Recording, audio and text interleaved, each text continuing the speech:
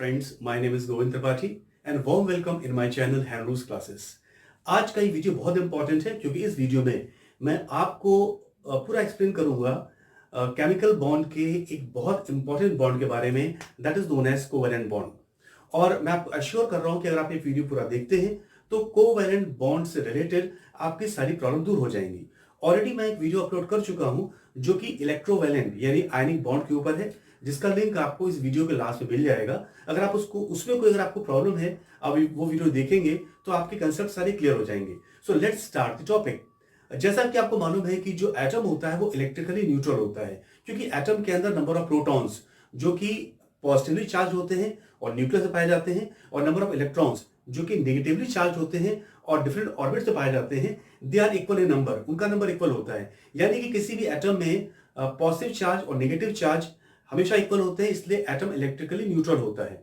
लेकिन यही एटम जब इलेक्ट्रॉन को गेन करता है, लूज करता है या शेयर करता है तो वो आयन फॉर्म करता है। अगर कोई एटम इलेक्ट्रॉन लूज करता है तो वो कैटायन फॉर्म करता है, और अगर कोई अगर कोई एटम इलेक्ट्रॉन को रिसीव करता है तो वो एनायन फॉर्म करता है। अब ये क्वेश्चन आता है कि एटम्स इलेक्ट्रॉन गेन क्यों करते हैं या लूज क्यों करते हैं या शेयर क्यों करते हैं। उसका रीजन ये है कि सभी एलिमेंट के जो एटम्स हैं, चाहे वो मेटल्स हो या नॉन मेटल्स, वो अपना स्टेबल इलेक्ट्रॉनिक कॉन्फ़िगरेशन को अटेन करने के लिए या तो इलेक्ट्रॉन को लूज करेंगे या गेन करेंगे या शेयर करेंगे। अब मैं अगर बात करूं इलेक्ट्रोवेलेंट कंपाउंड्स के बारे में, तो जैसा कि आपको मालूम है कि उसमें मेटल्स और नॉन मेटल्स केमिकली कंबाइन करते हैं, जिसमें जो मेटल्स होते हैं इलेक्ट्रॉन देते हैं और नॉन मेटल इलेक्ट्रॉन लेते हैं।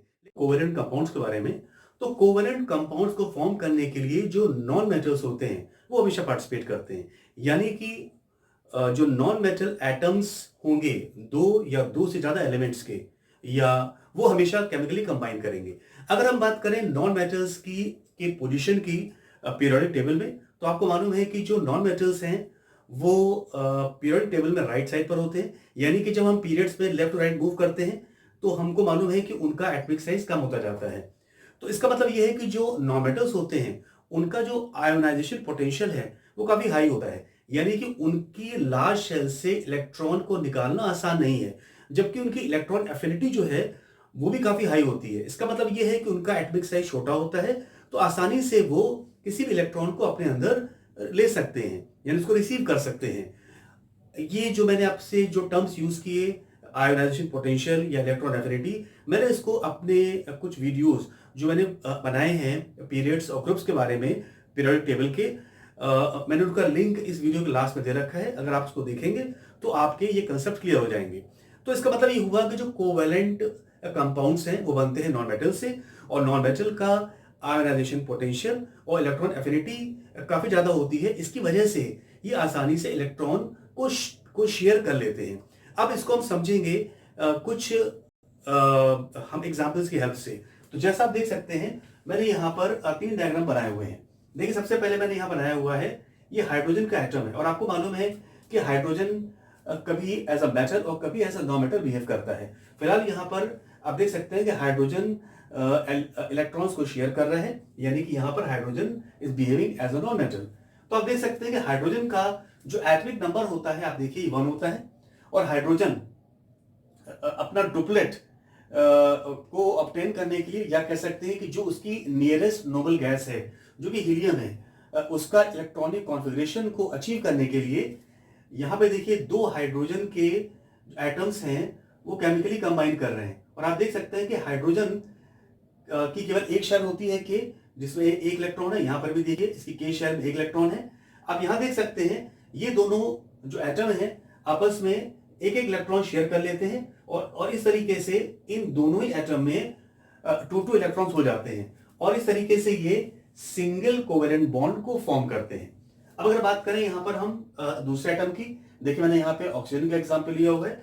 ऑक्सीजन का देखिए एटॉमिक नंबर होता है 8, और ऑक्सीजन अपना स्टेबल इलेक्ट्रॉनिक कॉन्फ़िगरेशन को अटेन करने के लिए, यानी कि जो उसकी नियरेस्ट नोबल गैस है दैट इज नियॉन, उसका स्टेबल इलेक्ट्रॉनिक कॉन्फ़िगरेशन उसको अटेन करने के लिए 2 ऑक्सीजन के एटम देखिए केमिकली कंबाइन करते हैं। हमको मालूम है कि ऑक्सीजन की लास्ट शेल जो एल शेल होती है उसमें 6 इलेक्ट्रॉन होते हैं, यानी कि ऑक्सीजन को अपना ऑक्टेट पूरा करने के लिए 2 इलेक्ट्रॉन की जरूरत है। तो आप देख सकते हैं यहाँ पे 2 ऑक्सीजन के एटम केमिकली कंबाइन कर रहे हैं और दोनों के ही 2-2 इलेक्ट्रॉन यहाँ शेयर कर लेते हैं। तो इस तरीके से आप देख सकते हैं कि 2 ऑक्सीजन के एटम अपने 2-2 इलेक्ट्रॉन शेयर करते हैं और इस तरीके से ये डबल कोवेलेंट बॉन्ड फॉर्म करते हैं।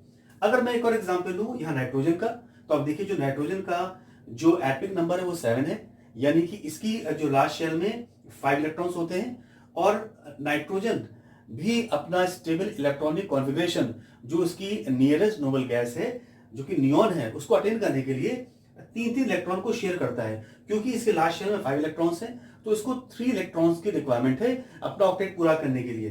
तो आप देख सकते हैं यहाँ पर ये नाइट्रोजन के दोनों ही एटम ये 3-3 इलेक्ट्रॉन शेयर कर लेते हैं और इस तरीके से नाइट्रोजन के दोनों एटम में 8 इलेक्ट्रॉन हो जाते हैं। और देखिए यहाँ पर नाइट्रोजन जो है वो ट्रिपल कोवेलेंट बॉन्ड को फॉर्म करता है। लिए और आपने देखा कि हमने जो एग्जाम्पल लिए उन एग्जाम्पल्स में हमने जो 2 एटम लिए वो सेम एलिमेंट लिए थे।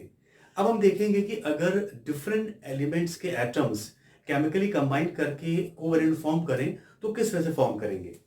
तो आप देखिए मैंने यहाँ पे एग्जाम्पल एक लिया हुआ है, ये वाटर मॉलिक्यूल का एग्जाम्पल है और आपको जैसा मालूम है कि जो वाटर का मॉलिक्यूलर फॉर्मूला होता है दैट इज H2O, यानी वाटर के एक मॉलिक्यूल को फॉर्म करने के लिए ऑक्सीजन का एक एटम हाइड्रोजन के 2 एटम के साथ केमिकली कंबाइन करता है। तो जैसा आप यहाँ देख सकते हैं ये हाइड्रोजन का एटम है और हाइड्रोजन में जैसा कि आपको मालूम है कि केवल एक शेल होती है कि जिसमें आप देख सकते हैं यहाँ दिखाया हुआ है एक इलेक्ट्रॉन, और ये हमारा ऑक्सीजन का एटम है जिसके सेकंड शेल में यानी एल शेल में 6 इलेक्ट्रॉन्स होते हैं। तो आप देख सकते हैं यहाँ पर 6 इलेक्ट्रॉन्स मैंने शो किए हुए हैं और ये दूसरा हाइड्रोजन का एटम है जो केमिकली कंबाइन करता है। तो क्योंकि हाइड्रोजन एंड ऑक्सीजन ये दोनों ही नॉन नेचुरल है, देयरफॉर वो अपना स्टेबल इलेक्ट्रॉनिक कॉन्फ़िगरेशन अचीव करने के लिए वो आपस में इलेक्ट्रॉन शेयर करेंगे। क्योंकि हाइड्रोजन के पास एक इलेक्ट्रॉन है और के शेल में है उसको 2 इलेक्ट्रॉन चाहिए, यानी कि उसको 2 इलेक्ट्रॉन डोपलेट करने के लिए उसको 1 इलेक्ट्रॉन चाहिए। और जो ऑक्सीजन है उसकी लास्ट शेल में 6 इलेक्ट्रॉन्स हैं तो उसको अपना ऑक्टेट पूरा करने के लिए 2 इलेक्ट्रॉन चाहिए।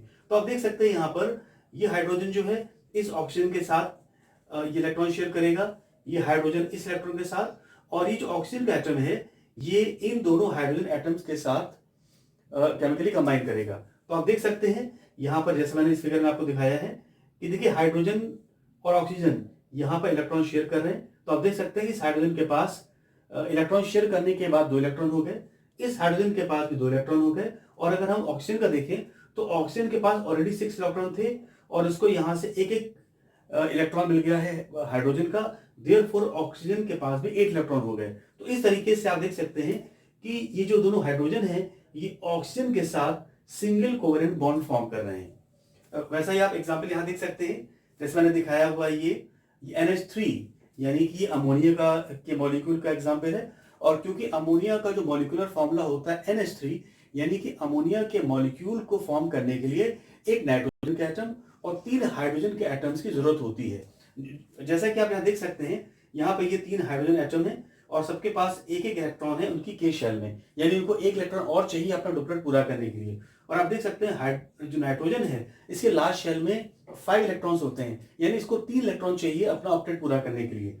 तो आप देख सकते हैं यहाँ किस तरीके से मैंने आपको यहाँ शो कर रखा है कि ये हाइड्रोजन के इलेक्ट्रॉन्स हैं और इन्हीं के साथ मैंने शो कर रखा है ये नाइट्रोजन के इलेक्ट्रॉन्स, और यहाँ पर ये 2 अलग से इलेक्ट्रॉन शो कर रखे हैं।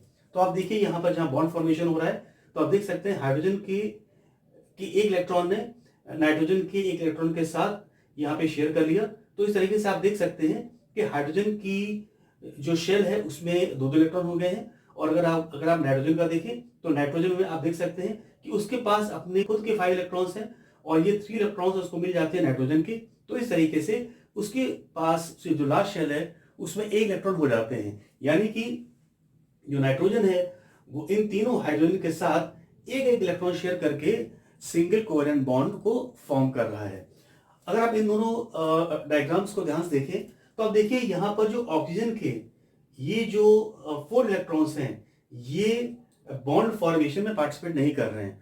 तो जो बॉन्ड पेयर में पार्टिसिपेट नहीं करते हैं ऐसे इलेक्ट्रॉन्स अगर पेयर में होते हैं तो उनको हम कहते हैं लोन पेयर। तो आप देख सकते हैं ऑक्सीजन के लास्ट शेल में 6 इलेक्ट्रॉन्स हैं, जिसमें 2 इलेक्ट्रॉन तो पार्टिसिपेट कर रहे हैं, लेकिन ये 4 इलेक्ट्रॉन्स पार्टिसिपेट नहीं कर रहे हैं। तो हम कह सकते हैं कि ऑक्सीजन के पास 2 लोन पेयर इलेक्ट्रॉन्स हैं। वैसे आप यहाँ देख सकते हैं नाइट्रोजन में कि नाइट्रोजन में के लास्ट शेल में 5 इलेक्ट्रॉन्स हैं, जिसमें देखिए 3 इलेक्ट्रॉन्स तो पार्टिसिपेट कर रहे हैं बॉन्ड फॉर्मेशन में, लेकिन 2 इलेक्ट्रॉन्स जो हैं बॉन्ड फॉर्मेशन में पार्टिसिपेट नहीं कर रहे हैं। तो इनको हम कहेंगे 1 लोन पेयर इलेक्ट्रॉन।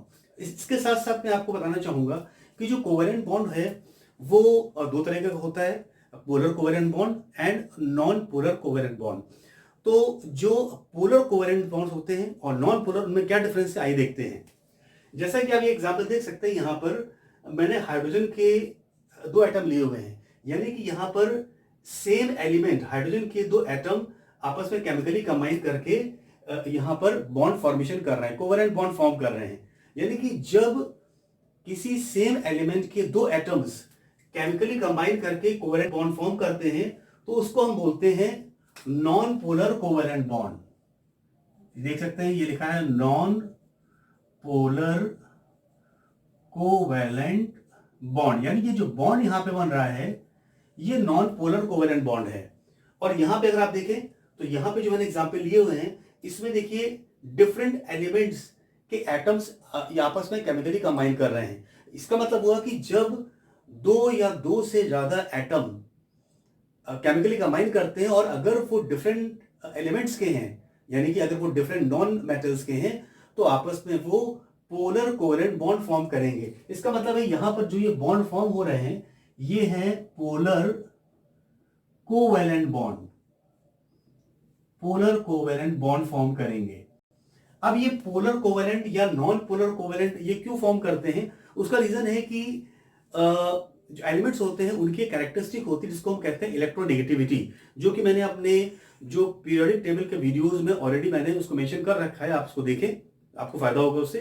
तो ये तो हर एलिमेंट के एटम की एक प्रॉपर्टी होती है कि जब वो किसी कंपाउंड को फॉर्म करता है तो शेयर्ड इलेक्ट्रॉन को अपनी तरफ अट्रैक्ट करता है, तो उसकी इस प्रॉपर्टी को हम कहते हैं इलेक्ट्रोनेगेटिविटी। अब यहाँ पे देख सकते हैं क्योंकि यहाँ पर हाइड्रोजन के ही 2 एटम हैं, वो आपस में इलेक्ट्रॉन शेयर कर रहे हैं, और जब सेम एटम यानी 2 या 2 से ज्यादा सेम एटम हैं, जब इलेक्ट्रॉन्स को शेयर करेंगे तो क्योंकि उनकी इलेक्ट्रोनेगेटिविटी सेम होगी, यानी कि उनकी इलेक्ट्रॉन्स को अपनी तरफ अट्रैक्ट करने की जो पावर है वो सेम होगी, देयरफॉर जो शेयर्ड इलेक्ट्रॉन्स होंगे वो हमेशा उससे बराबर दूरी पर होंगे। तो इसका मतलब है उन पर कोई भी चार्ज का डिस्ट्रीब्यूशन नहीं होगा, उन पर कोई भी पॉजिटिव या नेगेटिव चार्ज नहीं आएगा। ऑन द अदर हैंड जब 2 या 2 से ज्यादा 2 और मोर atoms of different elements of non metals chemically combine, जब वो केमिकली कंबाइन करते हैं तो क्योंकि उनकी इलेक्ट्रोनेगेटिविटी डिफरेंट होती है, किसी एक एटम की जो एक पर्टिकुलर नॉन मेटल का है उसकी इलेक्ट्रोनेगेटिविटी होगी वो दूसरे एटम से जो किसी दूसरे नॉन मेटल का है उससे ज्यादा होगी, तो वहां पर जो शेयर्ड इलेक्ट्रॉन होंगे कभी भी बिल्कुल बीच में नहीं होंगे, वो उस एटम की तरफ स्लाइटली शिफ्ट हो जाएंगे जो कि जिसकी इलेक्ट्रोनेगेटिविटी ज्यादा है। जैसा आप यहां देख सकते हैं, यहाँ ऑक्सीजन और हाइड्रोजन ये एक इलेक्ट्रॉन शेयर कर रहे हैं, और हमको मालूम है कि जो ऑक्सीजन की इलेक्ट्रोनेगेटिविटी है वो हाइड्रोजन से ज्यादा होती है। इसका मतलब है ये जो इलेक्ट्रॉन यहाँ शेयर हो रहे हैं ये इलेक्ट्रॉन स्लाइटली ऑक्सीजन की तरफ शिफ्ट हो जाएंगे, जिसकी वजह से ऑक्सीजन के ऊपर स्लाइटली नेगेटिव चार्ज आ जाएगा, और हाइड्रोजन क्योंकि इलेक्ट्रॉन को लूज कर रहे हैं तो उन पे स्लाइटली पॉजिटिव चार्ज आ जाएगा।